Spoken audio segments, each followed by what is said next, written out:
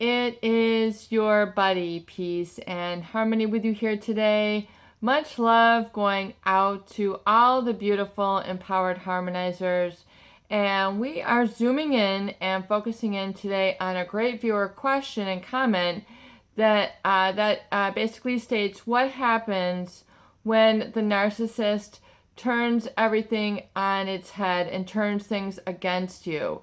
They are ascribing the complaints, the situations, the issues that you are bringing up to them and turn it and project it onto you.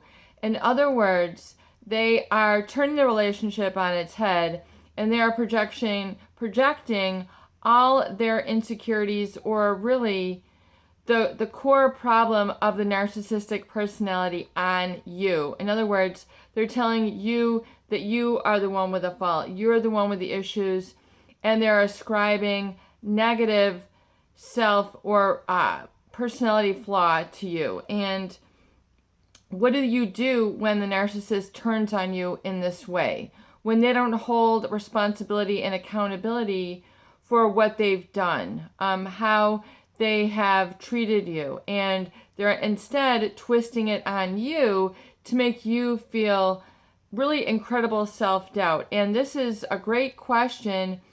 Why would the narcissist turn things upside down and place all the blame, the sabotage back onto you and not take responsibility and accountability? It is because the narcissist is not able, because of their entitlement and their grandiosity, they're not able to see the unrealistic, they're not able to see the realistic side. They're highly unrealistic. They're not able to really take responsibility for how you feel or understand how you feel because of their empathy deficit. They don't have the ability to feel the feelings of others. So basically, that's their number one way to keep a stronger self-concept, especially as it results to them publicly, is if they can shame you, if they can project all their misdoings, their wrongdoings onto you. In other words, you're the one with a personality flaw. You're the one who is being too sensitive. You're the one with a problem. It has nothing to do with them.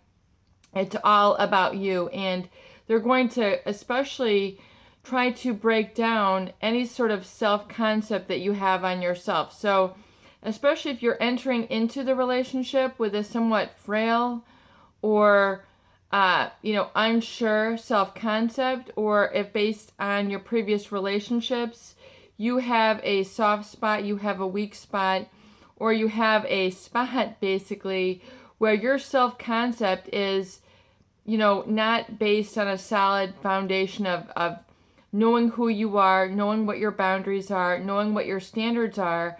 So if this is frail or has a weak or a neediness that it is able for them to be easily manipulated, then they're going to manipulate, which means they have a motive which is designed, there's an intention behind it. So that is really what is the problem, is there's a malintent behind how they're treating you. So it's oftentimes motivated to make you feel down, less than, question yourself, and arise in self-doubt. So that you become disordered in your thinking, you become disordered in your self-concept, and you go, whoa, maybe that really did not happen. Maybe I am less than. Maybe I am too sensitive. Maybe I do deserve this abuse. Maybe this is normal bantering. Maybe this is normal to be mistreated. So you begin then to, ramp up your self-doubt. You begin to further adulterate your self-concept. And then your self-concept, because of now what's in the environment, the interaction between your internal environment, your intrapsychic environment, in other words, your concept of self, then becomes negatively influenced by this personality disordered individual, and then it begins to further corrupt or corrode you, and you then begin to self-doubt and then saying, am I a narcissist? So this is a very common experience or question also that we get in here at the channel. And it's absolutely positively because these individuals lacking lacking empathy. They're not able to see the effect that they're having on others. They're not able to see the negative effect. They're not able to take responsibility and accountability for their negative effect. They have, oftentimes problem with affect, which means how they express their emotions. They can become very, very toxically self-absorbed. They become very pathologically invested in how others perceive them. So the social credibility factor, the need to, have others approve of them is really, beyond what is normal. There's an abnormal need for them to have social validation. So they're always looking for approval. They're always looking for others to, fit into or support them, tell them, or, they really feed off of others' responses. They have a pathological need for power over others and dominance and really a social influence. So the scales are always tipped. It's a definite imbalance in the narcissist. So rather than being self-validating, self-secure, having sort of a balanced self-concept, others who are narcissistic will turn this on others, and so that they don't have to look back, especially socially. In social settings is where they really rage out. The rage is that if you don't basically fit in and ascribe to, the fact that they are on a emotional pedestal, a physical pedestal, a spiritual pedestal, whatever it is that they want, recognition, validation, acknowledgement. These people have a pathological need for this. And if you don't just, fit in and then buy in and then follow the crowd and, numb yourself down and not acknowledge it, it becomes very, very apparent once you're with these people for several times, several settings, not even several settings. It can be the same setting, but over and over and over again, you'll see it's always about them. The direction of the energy always has to be oohing and eyeing about them. Their clothes, their money, their conquests, their relationships, their this, their that, their feelings. I mean, it's a constant validation of them. And as long as you are doing this, well, everything is hunky-dory. Everything is amen copacetic. But the minute you are not, either hearing their gripes, absorbing their negative toxicity, absorbing their complaining, taking care of them professionally, guiding them professionally, guiding them in their relationships, guiding them in their money.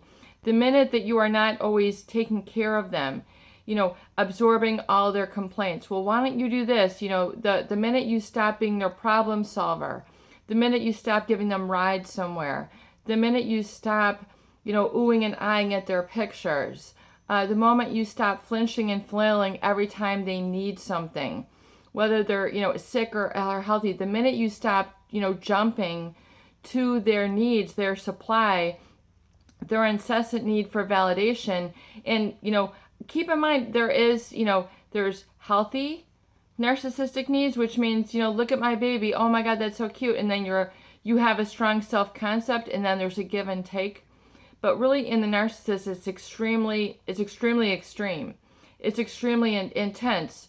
You're always going to hear about this person's stresses, their downfalls, their conquests, their this, their that. I mean, it's always their philosophy, their opinion that matters. It's always, always, always about them. And it becomes very apparent. It becomes very toxic, and it becomes very intolerable. It becomes an environment with which you cannot coexist in, because it's really going to be then about negating you. So the minute you begin to creep up or, spell something about yourself, it's going to be met with deaf ears. There's going to be no response, no this, no that. You must always buckle to their insinuations that they have control. They are the one in power. Now, there's a natural need for power and influence, i.e., I'm effective. I can do this. I can cook. I can drive. I can work out. There's a natural sort of sense of accomplishment that you have. But in the narcissist, it's all and everything about them.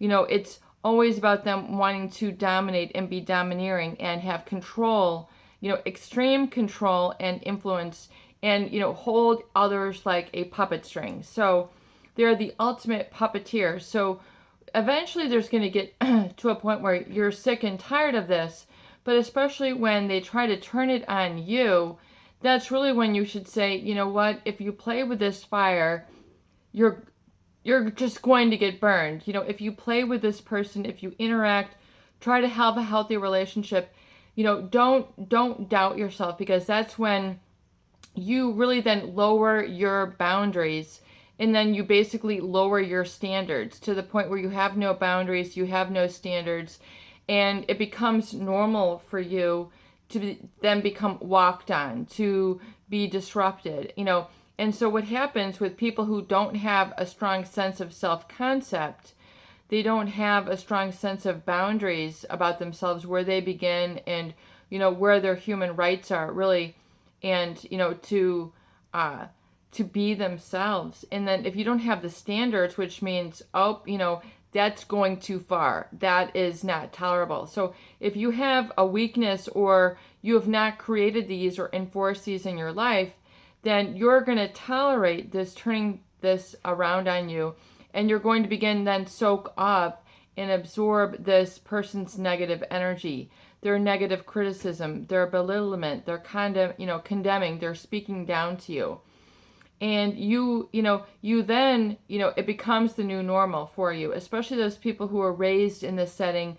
This becomes all too familiar. So it becomes like the new normal. In fact, people who have traumatized, childhoods will often seek these similar type of people to continue to play out the past, past traumas, because they're so good at it. This feels normal. This feels familiar. This feels right. And you can even pick people out from a crowd who are abusive in nature. And even though there's a love bombing in the beginning, this person will just be like another person similar with this abusive pattern. So you become very used to it, becomes familiar. And so it's very important then for you to then identify this and say, okay, this is what it is. I'm not going to bow down to the brainwashing, the gaslighting. I'm not going to further doubt myself. I know what I know that I know, and I am 100% certain of this, and I'm going to verbalize this. And, I would recommend that, if you're in a situation where you've got narcissistic rage, in other words, where someone is mistreating you because you're not buying in with their narcissist, you're not feeding in, you're not willing to be supply, you need to walk away. You need to go no contact. You need to identify and not absorb this negative projection. So that is what is known as projection, where someone is projecting their grievances, their insecurities onto you. I liken it to this. Several years ago, I was on a train, and I saw a woman who entered the train with 4 children, and she had a ruler. And the children were not misbehaving. They were just sitting like perfect angels, enjoying the train ride. And they were so excited because they were, kids, and look at all the buildings passing by, and look at the train tracks, and look at all the other trains, and it was so exciting for them. But she was just hitting them and telling them to stop. In other words, she felt so uncomfortable about having her children on the train that she brought a ruler, and she was so not enjoying it because she had her kids out, that she was then making them hit and cry and feel pain and begin to be unhappy. So it was a projection of her unhappiness onto the innocent children. So that's a very good example for you to understand what projection is. It's a complete transference of negative energy onto an innocent target. So whether this is done physically, through especially their energy, you can feel a negative energy about a narcissist. You can tell. It's like the tone in the room changes, the energy in the room changes. Usually they're on their soapbox, they're in their limelight, they're in their spotlight. They always want to be in the spotlight, but they are not good at sharing the spotlight whatsoever. So if you begin to come close, you are going to be the target of this projection. They're going to do whatever it takes to get you down, to make you buckle, to make you falter, to make you an unsuccess, to make you doubt yourself. Your self-concept, even if it's healthy, cannot coexist because it's a threat to their self-idolatry, basically, is what it becomes down to. And so, you need to continue to grow as a person and not be stunted or made stagnant in the present of this. So you need to really carve your groove, i.e. your groove out of there. You need to make tracks, no more slippery slopes, no more, misstepping and, sliding and then falling on your behind because of this person and their narcissistic rage. They will result in oftentimes, anger, looks, mimicking comments, pointing flaws out of you. Look, you have a pimple. Look, you have a gray hair. Look, your arms are flabby. Your stomach is this. They'll be projecting these negativity things on you. Even though you're normal, healthy, etc., they're going to be pointing out the flaws. And so it's very crucial, excuse me, for you to not absorb this person's negative energy. Do not take it in. Do not attend to it. Do not focus on it, because what you focus on will grow. And so oftentimes you're going to have to not belong. You're going to have to feel isolated. You're going to have to alienate yourself, i.e. don't try, especially if this narcissist has kind of commanded the attention of others, and it's just kind of like they're the king or the queen of the setting, and if you don't fit in with their pageantry, if you don't fit in with their status quo, if you don't fit in as their supply and begin buying into their tyranny, basically it's like a tyranny of themselves.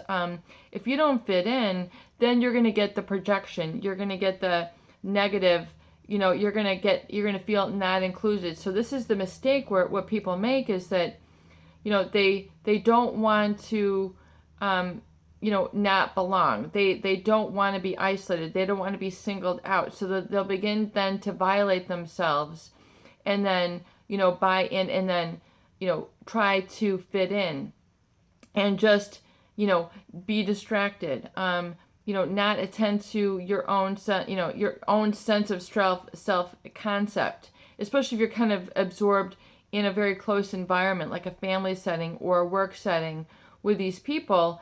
And you can't really, if they're especially trying to get a big posse, a big group, their strength in numbers is, how it's kind of like narcissistic supply. The more heads, the better for these people. The more social validation they can have, the better they feel. And then the more immune they become, because they have all these people who are buying into their greatness, their self-absorption. And especially with people who are looking for to follow, if they're low in their, leadership level, if their self-concept is not strong as a leader, but stronger as a follower, then, all of a sudden they can have a lot of followers. And there's like a power vacuum. So if no one else is strong in this area, then these people very easily gain power and dominance and are able to create a real pathological environment, where it's them and all these people then against the world, and they can get kind of like a gang mentality, and it becomes very antisocial, and it gives them the cushion that they need to be able to get away with their projection, get away with their narcissistic rage, i.e. look at all these people, who I have manipulated. And so people who are very easily manipulated will become easily these people's posses. So don't feel guilty or bad by having a backbone, by understanding and embracing your own perspective and your own values and what you know to be the case. So do not take on the projection. Don't allow the narcissist to turn it, their head on you or turn it upside down and turn it on you. Just no, not today. Nope, that's not the case. And just keep it very simple, 5 to 15 words. If you have to confront them, and just don't get into a confrontation with these people. There are situations to confront and there are situations to let go. If you're being threatened, your work or, your family, you're in a state of intimidation and threat, then it's very important for you to get people who are, neutral third parties, and to speak with them, because they have, it doesn't matter to them, what happens. They're just looking for the right thing to be done. And, you need to have these impartial third parties where you get sense about yourself and you're able to redeclare your boundaries and standards. If it means you moving out, moving your job, if it means you, just focusing on yourself and not having these people for social validation, for inclusiveness, then don't miss it. Whatever it is you do, do not become envious, do not become jealous of the narcissist, do not feel that, you are less than because of this. Do, feel actually strong in your own presence and become a leader for yourself. Become your own light. Become your own best friend. Become your own social, validation. Belong to yourself. There's no more important strength in this situation than understanding and really getting that and enforcing it. You need to be your own light. And you need to surround yourself with people, places, events, situations that are of a healthy caliber, that are of a higher caliber of person, not this, type of narcissist. No matter their money, no matter their cars, no matter their dress, this, that, and the other thing, they are not where it's at for you. And don't be ashamed to say, I need, people who are of the caliber of really real true character and true, I'm not going to, bloody my hand by trying to fix their rage. I'm not going to, my intuition is telling me not to fight. Hold the tongue, hold the looks, hold the punches. Don't, face your body to these people. Don't acknowledge and validate them. Don't be fuel to their fire, because it only burns people out. And you'll see that, you'll see through enough experience, you'll see that these people will turn and twist even on their closest allies. So, do not take it on. Become your own best ally, and don't seek to retribution, i.e. to seek other allies just to build yourself up. Begin to, surround yourself with people who are of sound enough mind, sound enough character, sound enough self-concept that you elevate yourself to be around those people who have their act together, who don't resort to this sort of intimidation, this sort of violation of others in order for, to get their power, their dominance. Don't be the counter force to these people's force. It's a very unhappy place for a lot of people to be in, and people never then, will really be able to rise to their potential and then grow, because they don't have enough traction in their own experience. They're always, taking a back seat. They're always being minimized. They're always being shut down. They're being ignored. They're being invalidated, or negative validation, where they're being made fun of, belittled. They're, the smear campaign that they're trying to, plant the seeds of doubt then with other people so that more people then can turn against you. It's not a good situation.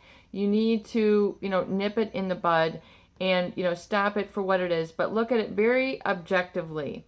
So don't take it personally. Don't feel that there's anything inherently wrong with you. These people will create a slippery slope and a struggle for you on purpose. Especially when you get to the antisocial, the malignant narcissist, who are very adept, and this is just really how they operate. It's, they only want to take in a very pathological, exploitative sense. So then they become like the interspecies predator, but you have to know what manipulation is. You have to know what their motive is.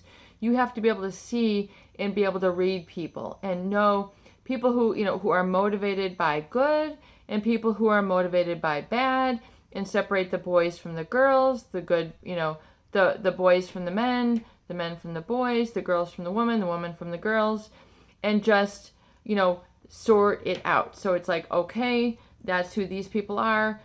These I cannot play in the sandbox. And I don't care what they're doing in the other sandbox. That makes no difference to me. It will not impact me. I know, I'm a good understanding of human behavior, and I know how to protect myself. It's when you don't see it coming, when you're not forewarned, you don't know to protect yourself, when you're carefree, you're naive, you've got a carefree spirit, a good spirit, you've never encountered this before, you're a good person, everything has been okay for you before, or you've tolerated the abuse for too long. So it's really then that you begin to hit a rock bottom and you go, whoa, this is going to change and I'm going to grow through this. So seek more fertile ground for yourself. Seek healthier people. Seek people who, can delight and celebrate in your victories, your success, and aren't threatened by it. Seek people who are able to be happy for you and you happy for them. And it's not this sort of discordant, imbalanced, dynamic.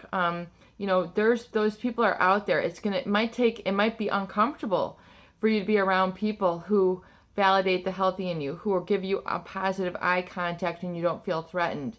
Especially, if there's been a deep wound, you might be very self-protective for a while. You might be in the cocoon, of self-protection for a while. You might need to lay low in the valley, stay under the radar, but then eventually when, you're able then to test the waters and see who is worthwhile and who is not worthwhile.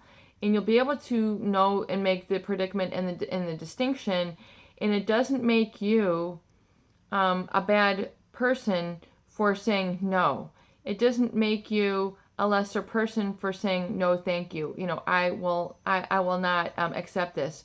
But furthermore, you don't have to respond with, like anger, with the violation energy. Let it come out in some other place, but don't allow yourself to be violated in this way. It's a very, very uncomfortable, sad, disharmonious tension when this happens. So really just deal with it with clarity and positive intent, positive motivation. Just set them free, let them go. Don't try to get into a dialogue with them. Do not confront. Let them go. I'm not saying be avoidant, but know what's what and protect yourself and know what's best for you, and know that it's best to let them go. And whatever, and don't try to protect others from them. Let that be on to others. You need to have a tough love. Don't try to correct their course. The only thing you can do is correct your course, and surround yourself with other people who are more positive, healthier, don't have this pathological narcissistic need, and that you don't have to cling to a role of supply, that you can be yourself, you can be whole, you can be, integrated within yourself and have a more positive self-concept. And don't be afraid to have that positive self-concept validated, because that's really where healthy relationships are so wonderful, where you can be yourself, be free, be authentic, and grow and develop, and you're not going to be cut down, with the shears, just because you're fulfilling your life purpose. This is your buddy, Peace and Harmony, with you here today. I hope these videos do help.